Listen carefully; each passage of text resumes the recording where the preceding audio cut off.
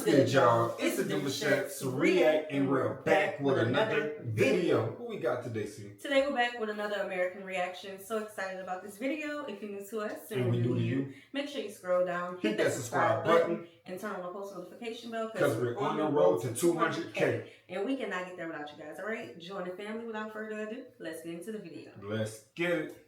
Canadians live off of Tim Hortons. Here I am in the most Canadian place in the universe, Tim Hortons, around the corner from the Hockey Hall of Fame. Jeez, you get one big coffee franchise in your country and the whole world starts thinking it's your primary source of sustenance. It's true, food chains are more prolific in the Great White North than Tim Hortons. That's Canadian bacon. 2013, Canada's homegrown coffee franchise had over 3,000 locations nationwide, more than double the 1,400 McDonald's franchises in the country in 2014. But while Tim's reigns supreme when it comes to double-doubles, ice caps, bagels, and donuts, Canadians don't really go there for their meals. Even so, Timmy's is inextricably linked to Canadiana. After all, there's nothing more Canadian than a fast food restaurant founded by a hockey player. Y'all know, we actually used to sell Canadian bacon at McDonald's. Really? We did at one point. I don't remember that. When I was working there. We used to sell People that. bought it? Yes, all the time. That's how I knew we had it. I had to serve it. You know, like we was flipping it up. McDonald's, yeah. But they was selling, and the thing for me, I didn't know it was so little. I didn't know why it was so little. I would think, I thought that was like bologna or something, but it's Canadian. I know, that's why I said that's bologna that I remember. Canadian bacon. There you go. Oh, you're nuttier than a Tim Hortons maple log. Timmy, Number 9. All Canadians are, or dress like, lumberjacks. Uh-oh. Canada's lumber industry is a big one, playing a major role in the country's economy. But they've kept up with technological advancements, and therefore very little actual axe swinging takes place. You likely have many machine operators and sawmill workers, but outside of lumberjack competitions, very few people employed in the logging industry would call themselves lumberjacks, unless they're trying to get laid. However, lumberjack fashion is a bit more of a gray area. We're all for the plaid shirts, cozy scarves, and well-worn jeans. Plus, lumber beards are great during those long Canadian winters. Bring on the lumbersexuals, eh? Number 8. All Canadian police officers wear Mountie uniform. First of all, when is the lumberjack competition? And what all going on? Let us know if y'all need us to pull up. Hey, no, we are not. Yes. No, because the first thing she gonna be like, my husband want to try. Yup, he sure do. And we're gonna have you dressed up in your plaid shirt. No. Yup. Nah, that look like an ankle breaker. You gotta literally stand on a floating log with a stick or something in your hand. I don't know, and you gotta twist it. Like you gotta keep. I don't know. You have to go live on the legacy of Big Henry, Big Jack. I forgot his name, but you know the thing we learned in elementary. Wait.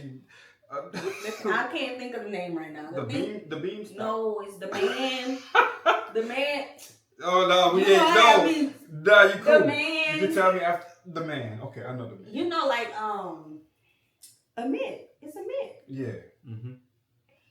It's go live the tradition of him. Y'all gonna put it in the comment section. We're gonna all get It's a black man, and you know he helped with something. The answers is not coming out. I can't think of it right now. Not coming out. We're gonna get it, y'all. Well-worn jeans. Plus, lumber beards are great during those long Canadian winters. Bring on the lumbersexuals, eh? Number 8. All Canadian police officers wear Mountie uniforms. Oh, shit! Royal Canadian Mounted Police, folks. Please have your passports and declaration forms out and ready. On the subject of Canadian fashion, most cops in Canada dress similarly to their American counterparts. They're the boys and girls in blue. Sure, Dudley Do-Right was a Mountie and helped popularize that particular garb, but he's far from representative of law enforcement across the nation. The baggy on top, straight at the bottom dark blue pants, called jog purse, bright red jacket, and campaign hat are only worn by the Royal Canadian Mounted Police. The baggy on top, straight at the bottom dark blue pants. But she's talking about the dark blue pants. Okay, looking at the dark blue. She's talking about the blue pants, y'all. Who idea was this? What movie is this, y'all? We gotta go watch this show. Hot Shots.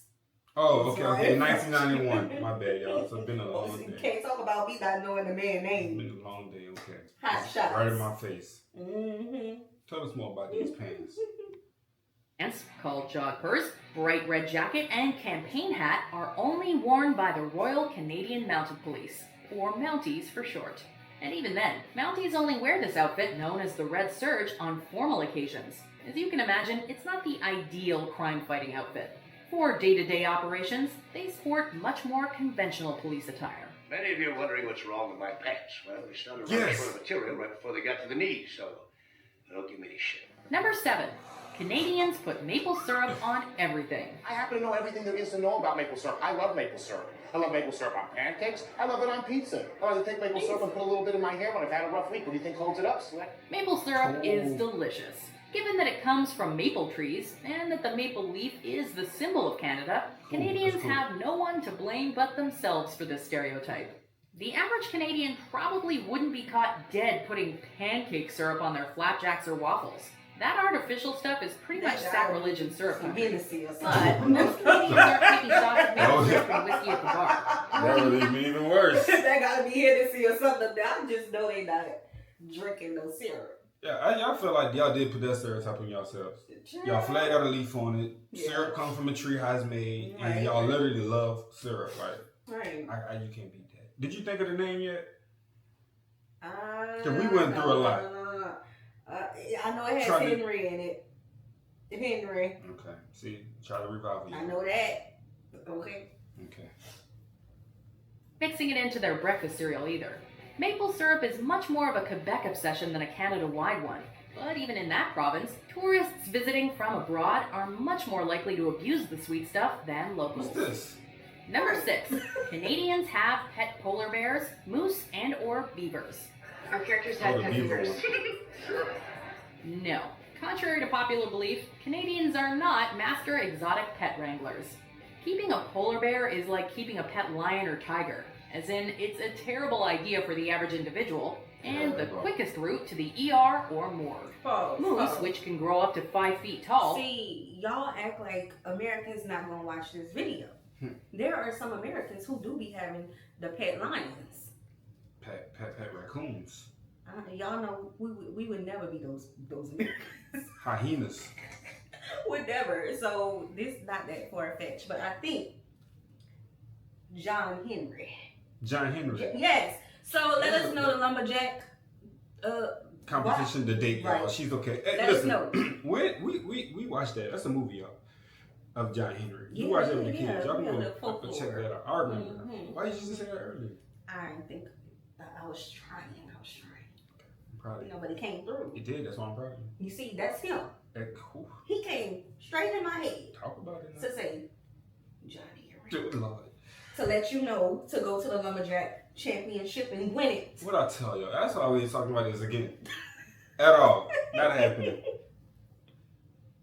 Can I get it on? Weigh up to 1,600 pounds and walk away from an accident with an SUV would make equally terrible Maybe. pets. Beavers are Traumatized. admittedly kind of cute. I wanna go And sure, pet a them. few oddballs may keep one as a pet, but they're hardly common in households, and would likely wreak havoc on hardwood furniture. The average Canadian probably hasn't even seen many of these animals outside of a zoo. That's crazy. Number 5. Canadians live in igloos. This stereotype is a pretty outdated one, so hopefully the average non-Canadian person knows it's false. But to any remaining believers, you realize that Canadians have electricity, right? And cars and televisions and like skyscrapers and stuff. They also have a major lumber industry, meaning plenty of wood to build homes.